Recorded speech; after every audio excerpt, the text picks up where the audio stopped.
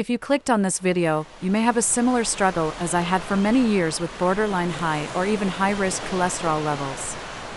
In February of this year, I decided to do a 6-month experiment with 2 simple changes to my daily routine and see if the cholesterol would improve. After 6 months, to my pleasant surprise, and it was a big surprise, my LDL and total cholesterol did not only improve, they drastically improved to the desirable and optimal levels. When I started the change, my total cholesterol level was tested at 232, which is borderline high, and LDL was 148, which is also borderline high. Nothing I did over the years was able to make any dent in these numbers, and as a matter of fact, they had been slowly creeping upwards. With the biometric testing after 6 months, my total cholesterol was down to 170 and LDL to 67, which are both in a very healthy range. That is a crazy 62 points drop in total cholesterol and 81 points drop in LDL. I did a lot of research, and 2 biggest takeaways that made a lot of sense to me are the following. Cholesterol comes from animals, no 2 ways about it. As we consume meat, our blood vessel will accumulate cholesterol from the food. But there are various levels of cholesterol from animals, and the highest level comes from red meat, such as beef and pork. Chicken meat also has cholesterol, but at a much lower level, and fish would be even lower. The second big takeaway I gather from the research is that fiber is a good source to absorb cholesterol and bring it out of your body. So this is what I focused on for 6 months in my experiment. As for meat consumption, I did not stop eating red meat altogether.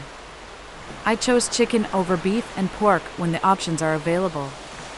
I did stop eating processed red meats such as beef jerky and replaced it with chicken jerky options. I have to admit that chicken jerkies I have tried are not as good and typically drier compared to beef jerky, but they are still good.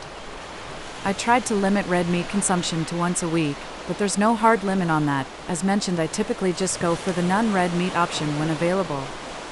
As for fiber, and doing research on various high-fiber food options such as oatmeal, it just seemed like the bang for the buck wasn't there. Even for oatmeal, one would have to eat a full cup of oatmeal to get 4 grams of fiber. And one downside of that is the amount of calories comes with it. 1 cup of oatmeal is likely 300 calories or more, and I know for myself even eating 1 cup of oatmeal a day will not be sustainable. So what is the easiest solution I find? Well, consume fiber directly. Fiber itself have very little of any other measurable nutrients, so I don't need to think about things like calories or sugar. The 2 common forms of fiber are powder and capsules. The powder form is mixed with water for consumption, and as I did research, there had been people that experience more urgency to use the bathroom consuming the mixed powder with water. And as a comparison, people consuming fiber capsules did not experience as drastic of an added urgency for bathroom trips. It was more or less the same as their typical schedule. I like simple, and mixing power drinks daily and consuming full glasses of liquid just seems like added work that I don't want or enjoy. I decided an easy and sustainable way for me is to take 4 capsules in the morning and 4 capsules at night, which in total takes 30 seconds a day for me to do. This amount is roughly a consistent 4 grams of dietary fiber and 4 grams of soluble fiber that I take per day.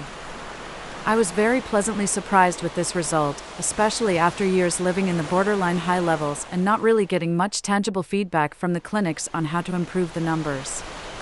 I hope this video can help you with your cholesterol struggles as it did for me. Everyone's response can be different, and I just wanted to share what worked for me thus far, and you might be able to add something similar to your routine.